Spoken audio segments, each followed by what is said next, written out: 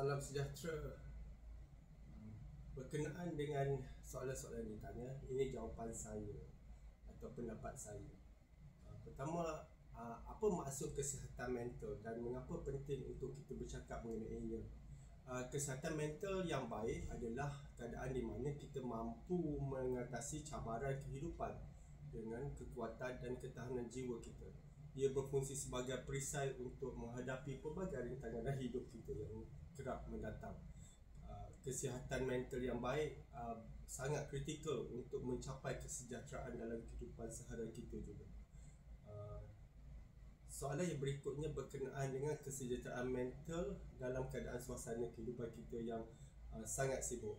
Pertama, menetapkan sempadan dalam kehidupan dan memastikan ada masa untuk diri kita sendiri. Ini adalah kunci utama untuk menjaga kesihatan mental yang baik. Mengamalkan pendekatan psikologi yang positif juga membantu dalam menjadikan kesejahteraan mental sebagai sebahagian daripada rutin harian kita.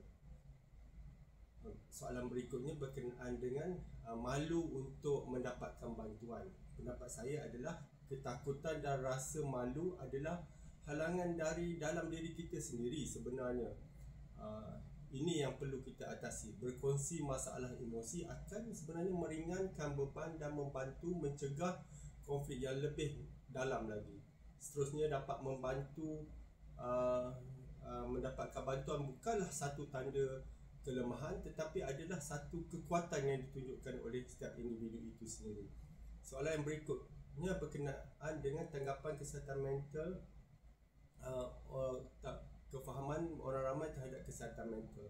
So, ramai yang tidak sedar kepentingan amalan dan rutin harian untuk meningkatkan kesihatan mental.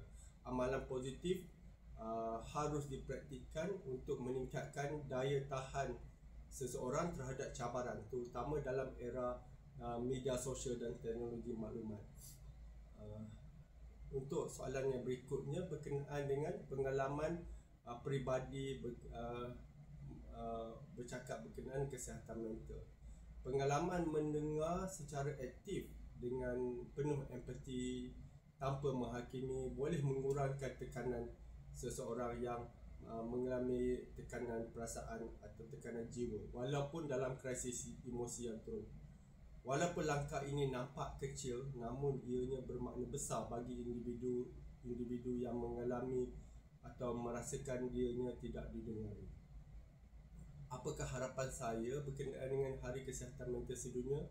Sebagai manusia, kita harus saling mendengar dengan penuh sifat dan nilai kemanusiaan dan penuh keprihatinan terhadap seseorang yang lain.